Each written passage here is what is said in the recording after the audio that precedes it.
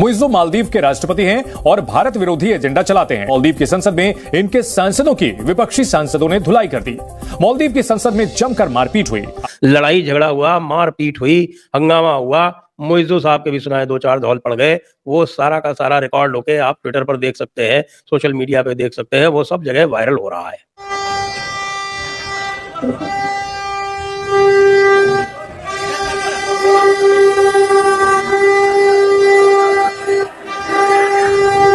मालदीव्स में खेला यह चल रहा है कि यहां पे जो ऑपोजिशन पार्टीज हैं वो खड़ी हो गई।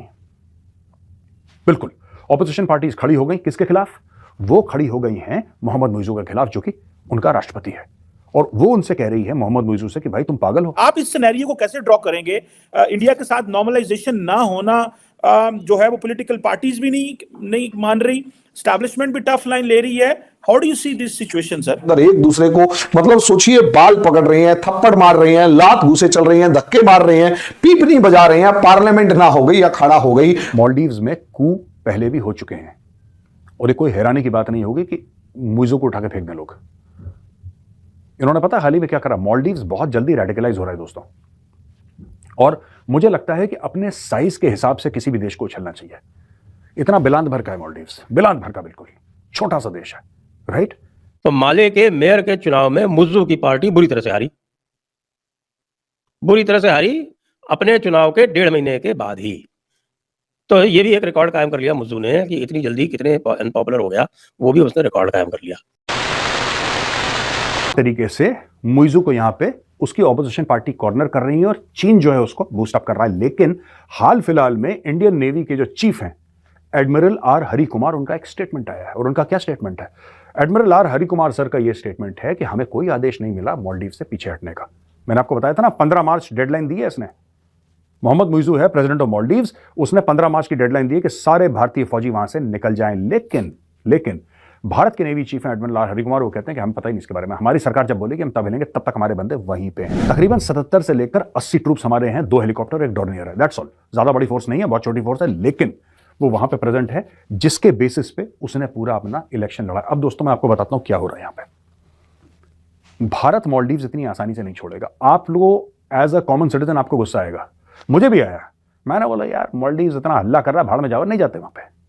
लेकिन जियोपॉलिटिक्स ऐसे नहीं होती।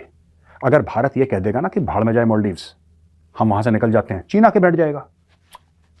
भाई इसमें गुस्सा नहीं होना, इसमें गुस्सा नहीं होना।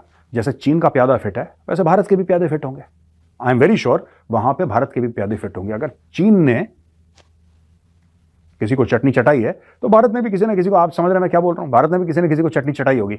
और बॉस इसीलिए मालदीव्स में लड़ाई हो रही है। एक पक्ष भारत का है और एक पक्ष चीन का है। चीन का जो पक्ष है वो हेड कर रहे हैं मोहम्मद मुइज़्ज़ो, जो चाइना के गाने गाते हैं, और 2-3 अलग पॉलिटिकल पार्टियां जो ऑपोजिशन में हैं वो गाना गाती हैं भारत का। और वो कन्विंस्ड हैं कि मालदीव्स का फ्यूचर भारत के साथ मिला हुआ है। यहां पे बहुत ज्यादा प्रेशर है मोहम्मद मुइज़्ज़ो पे, जो कि प्रेसिडेंट है मालदीव्स का। और इसलिए जब उन्होंने ट्वीट करा, देखिए भाई का ट्वीट देखिए, भारत के साथ बहुत पुरानी दोस्ती है, उसका हवाला ये दे रहे हैं। आप नॉर्मल ट्वीट भी कर सकते थे कि I wish the people of India very happy Republic day, कहानी खत्म। ना ना ना, उसने बहुत बड़ा गेम खेला यहां पे मोहम्मद मुइज़्ज़ो ने। अब मोहम्मद, आप घर पे रोटी खाते हैं, हम लोगों की क्या आदत है कि रोटी पे कभी होता है कि सूखी रोटी कोई नहीं खा पाते, कहता है रोटी पे थोड़ा सा घी लगा लेते हैं, होता है ना आम घरों पे कि कोई देसी घी लगा लेता है। मुइज़्ज़ो चालाक है, ये रोटी के दोनों तरफ घी लगाना चाहता है। एक तरफ इंडिया का घी लगाना चाहता है, दूसरी तरफ दोस्तों ये चीन का घी लगाना चाहता है। ये बन रहा है स्मार्ट। अब इसने इंडिया को एक मैसेज दे दिया ट्वीट करके सबके सामने कि भाई हमारी तो बहुत पुरानी दोस्ती है, बहुत, क्योंकि उसको लग रहा है कि यहां पे मालदीव्स में उसकी सरकार गिरने वाली है। आप उसकी प्रॉब्लम समझिए, उसने चीन चीन चीन इतना कर दिया कि अब उसको लग रहा है कि इसका एक पुशबैक आ रहा है मालदीव से।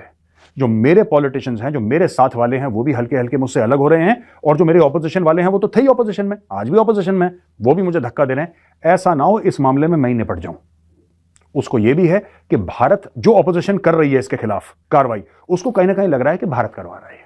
मैं आपको सच बात बताता हूं, उसको ऐसा लग रहा है कि भारत करवा रहा है। रा की साजिश, इसको भी रा की साजिश की बीमारी है कि रा की साजिश हो ना हो, और इसलिए ये लोग मुझे वापस धक्का दे रहे हैं और सड़कों पे लोग आने वाले हैं किसी भी वक्त।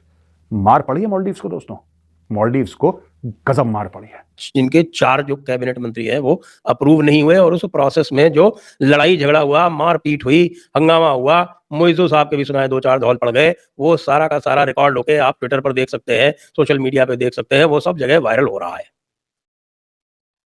अब आप ये बताइए कि अब इनकी क्या स्थिति है। अभी अभी इलेक्शन हुए थे, कहाँ के? माली के मेयर के। और ये जो मुज्जू साहब हैं, ये प्रेसिडेंट बनने के पहले माली के मेयर ही थे, माले के मेयर थे। तो माले के मेयर के चुनाव में मुज्जू की पार्टी बुरी तरह से हारी, अपने चुनाव के 1.5 महीने के बाद ही। तो ये भी एक रिकॉर्ड कायम कर लिया मुज्जू ने कि इतनी जल्दी कितने अनपॉपुलर हो गया, वो भी उसने रिकॉर्ड कायम कर लिया। उसने चीन के रिसर्च एयरक्राफ्ट को वहां डॉक करने की इजाजत दे दी। अब भारत तो कुछ और कर नहीं रहा है, भारत तो यही कर रहा है कि उसने अब राइस एक्सपोर्ट पर बैन लगा दिया है। जो सस्ती दवाएं होती थी उनके जो है शिपमेंट्स को उसने जो अब चेक करना आरंभ कर दिया है। चेकिंग में आपको पता है टाइम लगता है। जो उनके बड़े आसानी से वीज़ा मिल जाया करते थे, मेडिकल वीज़ा, उनके ऊपर थोड़ी सी दिक्कत आ गई है। और भी जो सामान यहाँ से बहुत आसानी से जाता था वो तो दिक्कत है ही। टूरिस्ट तो 90% ड्रॉप हो ही गया है।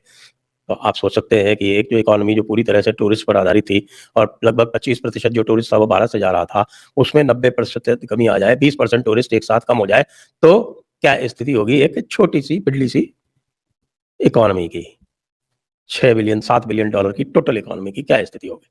लेकिन असली खलीफा तो चीन है ना।